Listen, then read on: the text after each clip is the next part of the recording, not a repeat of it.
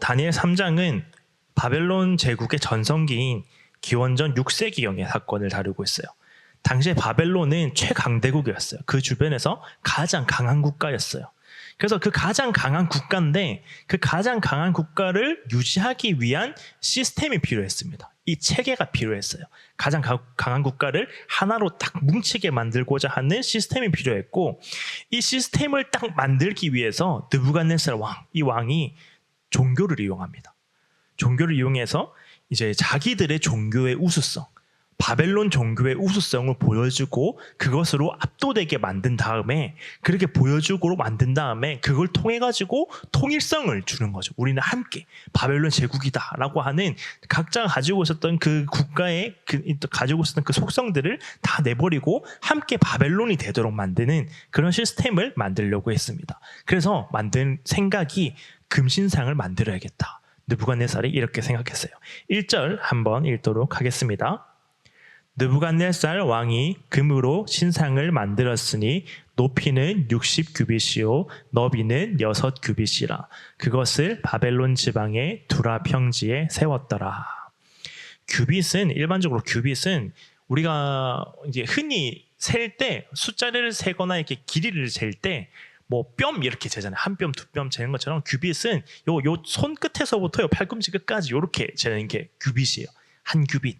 사람마다 다른 거죠. 옛날에는 이렇게 자가 정확하지가 않아서 거리를 잴 때 뭐 걸음으로 재거나 규빗으로 재거나 이렇게 막 쟀거든요. 규빗은 그래서 약 한 45cm 정도 됐습니다.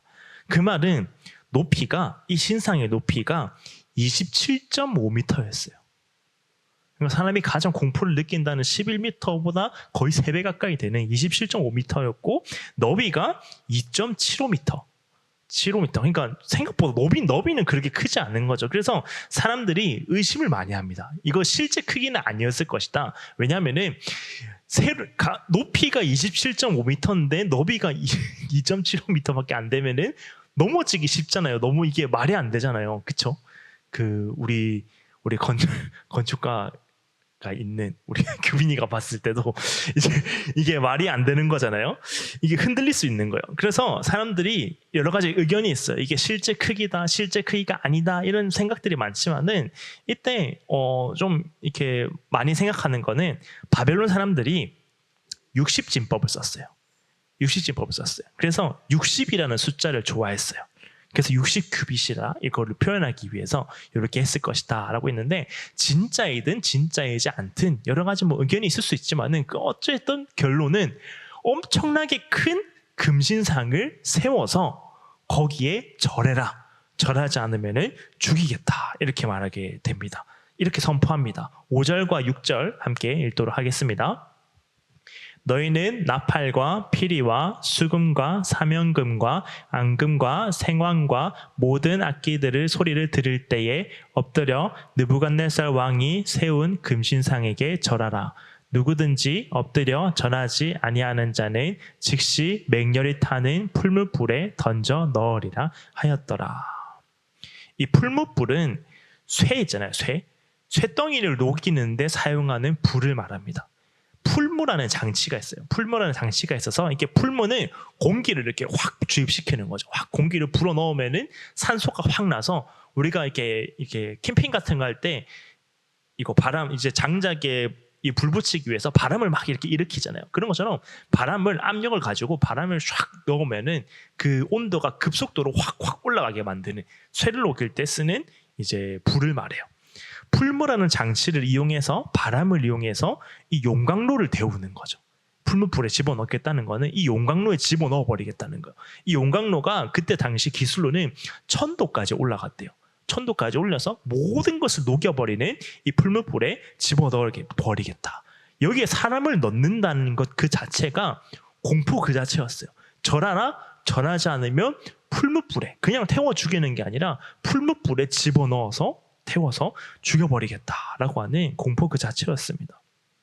절하지 않으면은 이 느부갓네살의 통치를 인정하지 않고 느부갓네살을 숭배하지 않으면은 풀무불에 들어가게 될 것이다라고 말하고, 모든 사람들이 거기에 순응합니다. 그 말을 듣습니다.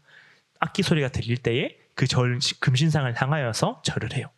그런데 우리가 잘 알고 있는 것처럼 다니엘의 세 친구 사드락과 메삭과 아벳느고가 절하지 않는다고 왕에게 말합니다. 우리 8절 함께 읽도록 하겠습니다.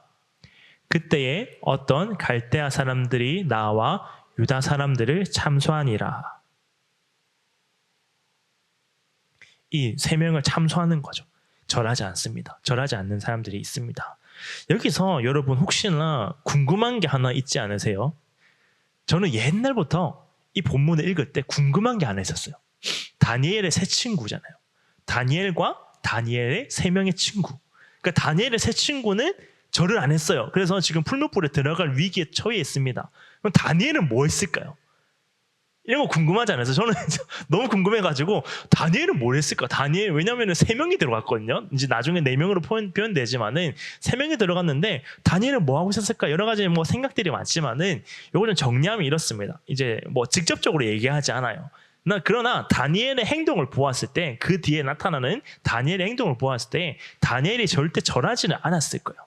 성경에 직접적으로 언급하진 않지만은 아마도 다니엘이 너무 지혜가 많아서 이 절하는 것을 면제받았거나 아니면은 다른 지역에 통치를 하기 위해서 가 있었거나 뭐 여러 가지 의견이 있었어요. 그래서 다니엘은 그 자리에 없었거나 절을 하지 않아도 되는 상황이었을 것이다 라고 말해요. 그리고 느부갓네살이 그냥 세 친구를 죽이는 게 아니라 이 다니엘의 세 친구에게도 또 설득을 합니다. 이렇게 말합니다. 15절 읽도록 하겠습니다. 이제라도 너희가 준비하였다가 나팔과 피리와 수금과 사면금과 양금과 생황과 및 모든 악기 소리를 들을 때 내가 만든 신상 앞에 엎드려 절하면 좋거니와 너희가 만일 절하지 아니하면 즉시 너희를 맹렬히 타는 풀무불 가운데에 던져 넣을 것이니 능히 너희를 내 손에서 건져낼 신이 누구이겠느냐 하니. 한 번 더 기회를 줘요. 그만큼 중요한 인물이었을 거예요. 그냥 죽이기에는 너무 아깝다. 너무 똑똑한 사람들이다. 너무 중요한 사람들이다. 나라에 필요한 사람들이다. 그래서 한 번 더 기회를 줘요. 그러나 이렇게 말합니다. 우리가 잘 알고 있는 구절이에요. 유명한 구절이에요. 우리가 유명하고 잘 알고 있지만 정말 이렇게까지는 하고 싶지 않은 구절을 대답을 하게 됩니다. 믿음으로 대답합니다. 17절과 18절 읽도록 하겠습니다. 왕이여 우리가 섬기는 하나님이 계시다면 우리를 맹렬히 타는 풀무불 가운데에서 능히 건져내시겠고 왕의 손에서도 건져내시리이다. 그렇게 하지 아니하실지라도 왕이여 우리가 왕의 신들을 섬기지도 아니하고 왕이 세우신 금신상에게 절하지도 아니할 줄을 아옵소서. 하나님이 구원하실 것이고 하나님이 살아계시다면 우리를 구원하셔서 우리를 구원해내실 것이고 왕이 어떻게 하든지 간에 우리를 구원해내실 것이고 구원하지 않으셔도 우리는 절하지 않을 것입니다. 만약 하나님께서 구원하지 않으셔도 우리는 절하지 아니할 것입니다.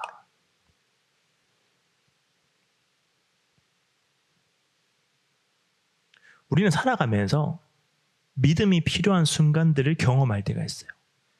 믿음으로 우리 앞에 주어진 이 상황을 이겨내야 되는 것을 경험해야 될 때가 있어요. 그래서 하나님께서 믿음으로 우리를 통해서 일하실 줄을 믿습니다. 그리고 내 믿음으로 말미암아 하나님이 도우심으로 말미암아 내가 생각하는 내가 걱정하는 이 상황들의 결과를 바꿀 수 있다고 생각해요. 믿음으로 바꿀 수 있다고 생각해요. 믿음으로 해결할 수 있다고 생각합니다. 그래서 기도합니다. 하나님 이런 결과를 주세요. 하나님 이거 이렇게 되면 안 됩니다. 여기서 잘못되면 큰일 나고 이 상황 가운데서 멈춰서면 큰일 나고 여기서 부족하면 안 됩니다. 하나님이라고 간구해요. 그러나 여러분 그렇게 하지 아니하실지라도 하나님은 우리에게 믿음을 주세요. 믿음을 주십니다.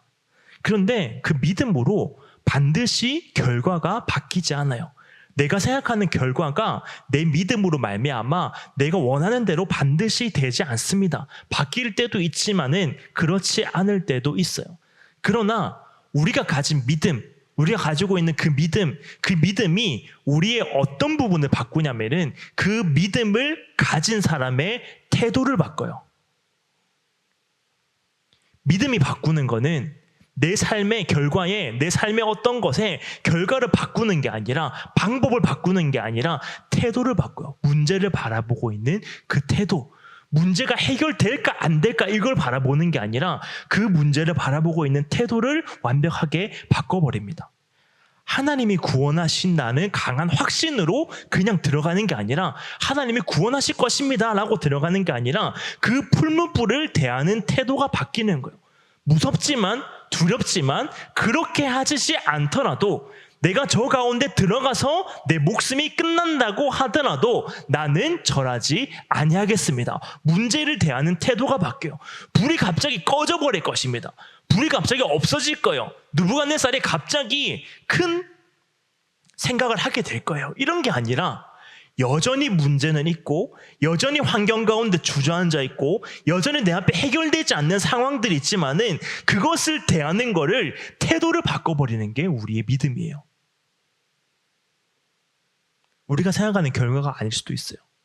내가 생각하는 결과가 아닐 수도 있어요. 내가 생각하는 결과는 이것인데, 아무리 생각해도 나는 이 결과가 나타나야만 하는데, 이 결과가 내가 볼 때도 맞고 하나님 보시기에도 적당할 것 같고 내 모든 상황이 여기에 가야지만 하는데라고 생각할 수도 있지만,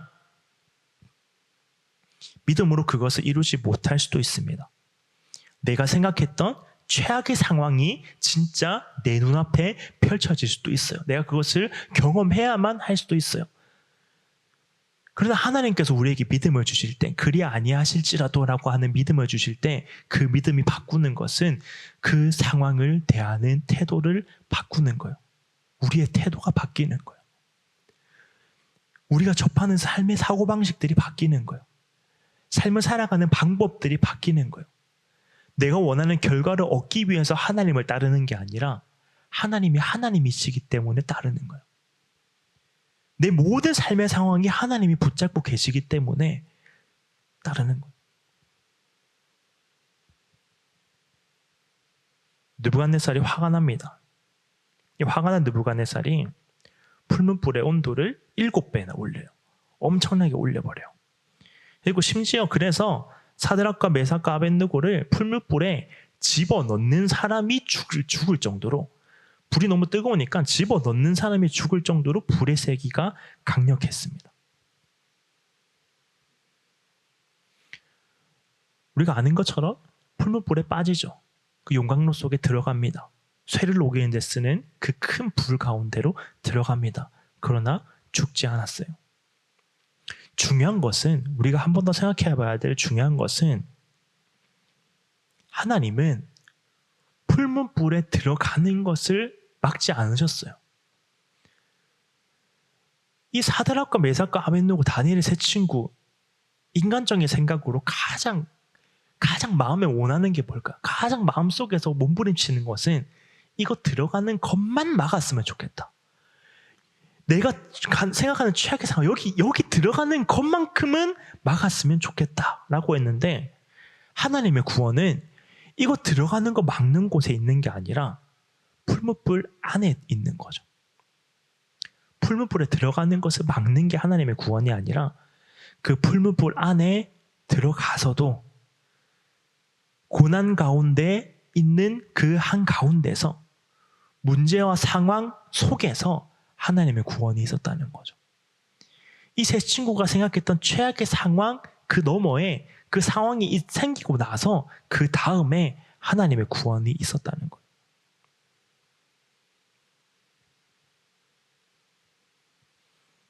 내가 생각하는 최악의 상황, 이것만은 벌어지지 않았으면 좋겠다, 이 불만 꺼트렸으면 좋겠다라고 하는 그 상황 그 한가운데 하나님의 구원이 있을 수도 있습니다. 다니엘이요, 사자굴에 들어가죠. 사자굴 들어가기 전에 막아주시면 얼마나 좋아요. 걱정하지 않고. 사람이 동물한테 찢겨 죽는다라고 하는 생각이 얼마나 공포스럽습니까? 그냥 구해주시면 얼마나 좋아요. 사자가 막 다 죽고 이런 거 하나님 충분히 하실 수 있잖아요. 그럼 얼마나 좋아요. 그런데 다니엘이 사자굴에 빠지니까 그때 고난이 해결되는 거예요. 그때 문제가 해결되는 거예요. 다니엘이 생각했던 최악의 상황 그 한가운데서 하나님의 해결하심이 있는 거예요. 베드로가요. 옥중에 아예 안 들어갔으면 얼마나 좋아요. 옥중에 들어가서 죽을 뻔했는데 그러니까 그 안에서 문이 열린 거예요. 하나님의 길은요. 홍해 안에 있었고 나아만 장군이 요단강에 몸을 6번 담글 때까지 아무런 일도 일어나지 않았어요. 아무런 일도 일어나지 않았어요. 7번 담그니까 그때 자기 살이 어린아이의 살같이 바뀌게 되는 거예요. 여러분 만약에 여러분의 상황이 지금 풀무불이다라고 생각이 든다면 하나님 내 상황은 지금 풀무불입니다. 당장 이 상황을 해결할 방법이 아무것도 없습니다라고 하는 생각이 든다면 우리가 해야 되는 첫 번째는 결코 하나님을 제한해서는 안 됩니다. 하나님 어디서든 어떤 상황이시든 어떤 방법을 통해서 반드시 일하세요. 하나님 지금도 일하고 계시고 계속해서 일하고 계시고 우리의 삶이 일하고 있는 그 한가운데 있어요.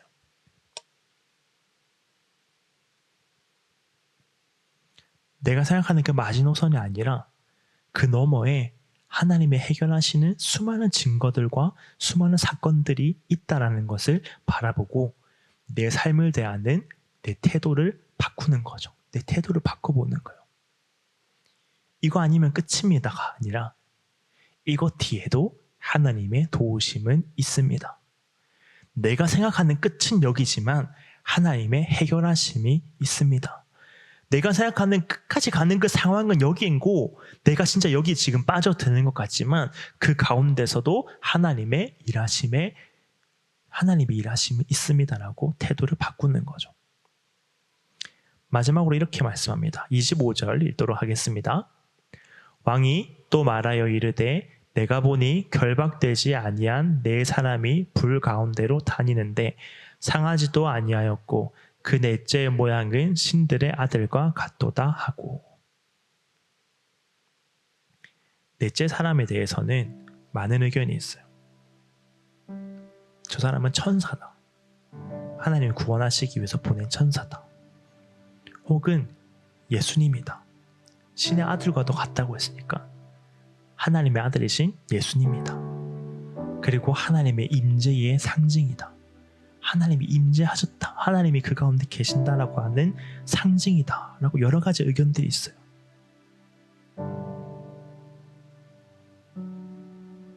제일 중요한 것은 여기서 제일 중요한 것은요. 하나님은 결코 우리를 혼자 두지 않으십니다. 그게 제일 중요해요, 여러분. 하나님은 결코 우리를 혼자 두지 않으세요. 그냥 멀리서 바라보면서 그냥 TV 켜듯이 리모컨으로 어려운 것 같으니까 잠깐 도와주고 이렇게 안 하십니다. 가까이 계세요. 가까이 계세요. 제일 가까운 곳에 계세요. 우리가 풀무불을 지날 때요, 물 가운데를 지날 때, 불 가운데를 지날 때, 우리의 모든 어려운 가운데 지날 때 우리가 생각할 때는 하나님의 거를 지으면 어디에 계십니까? 하나님 도대체 어디에 계셨습니까? 라고 하는 그 모든 상황 가운데서 하나님께서 멀리서 바라보고 계시는 게 아니라 하나님은 항상 말하세요. 임마누엘, 내가 너희와 함께 하겠다. 우리가 우리의 일을 하다가 지치고 넘어지고 연약해지는 그 모든 순간 가운데서 우리는 우리의 일을 그칠 때가 있을지도 모르지만 하나님께서는 결코 하나님의 일을 멈추지 않으세요. 그 하나님이 하시는 일이 바로 우리 옆에 계시는 거죠. 나랑 가장 가까운 곳에 계시는 거예요. 우리는 이걸 망각하는 거예요. 이걸 잊어버리는 거예요. 그래서 내 태도가 안 바뀌는 거예요. 문제를 대하는 내 태도가 안 바뀌는 거예요. 하나님 가까이 있다는 게 안 믿어지니까. 믿는다고 말하지만, 그렇게 알고 있다고 생각하지만, 하나님 내 곁에 계십니다라고 고백하지만은 진짜 그것을 내 감각으로 느껴가면서 살아가고 있지 않으니까.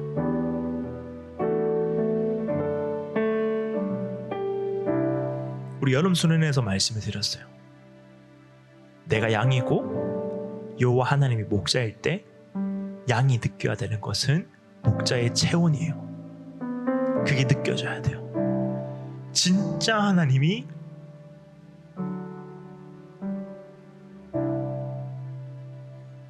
가까이 있구나. 기억해야 합니다. 하나님 절대 멀리 계시지 않아요.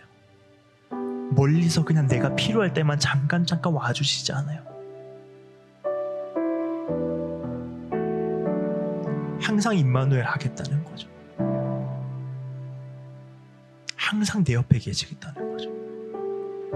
그 풀무불 안으로 함께 들어가겠다는 거예요. 풀무불을 멈춰주시는 게 아니라, 끝나는 게 아니라 거기 안에 들어가서도 내가 너를 살아가게 하겠다.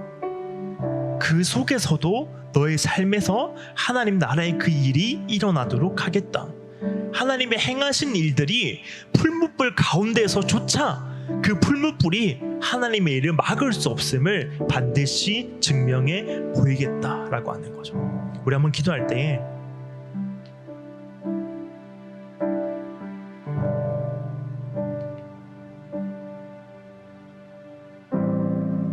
이제 하나님이 원하시는 것은 우리의 태도입니다.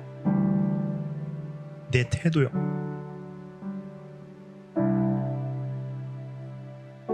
풀무불 들어가면 큰일 난다고 생각하고 있는 내 태도. 하나님은 하나님이니까 이 정도는 막아주셔야 합니다라고 말하고 있는 내 태도. 하나님이 두렵다고 말하면서 하나님보다 풀무불이 더 두려운 내 태도. 풀무불이 진짜 끝이라고 생각하는 내 태도. 이 태도가 바뀌어야 되는 거야. 풀무불 안에도 여러분 길이 있습니다. 길이 있어요. 하나님의 일이 있어요. 하나님을 제한할 수가 없는 거예요. 우리는 하나님이 풀무불까지만 일하신다고 생각할 수가 없는 거예요. 그 안에 하나님이 계획하신 모든 것이 사람의 어떤 생각보다 높고 사람의 어떤 생각보다 깊은 그 하나님의 길이 홍해 안에 길을 두신 것처럼 풀무불 안에도 두시는 거예요. 그 하나님이 결코 멀리 계시지 않습니다.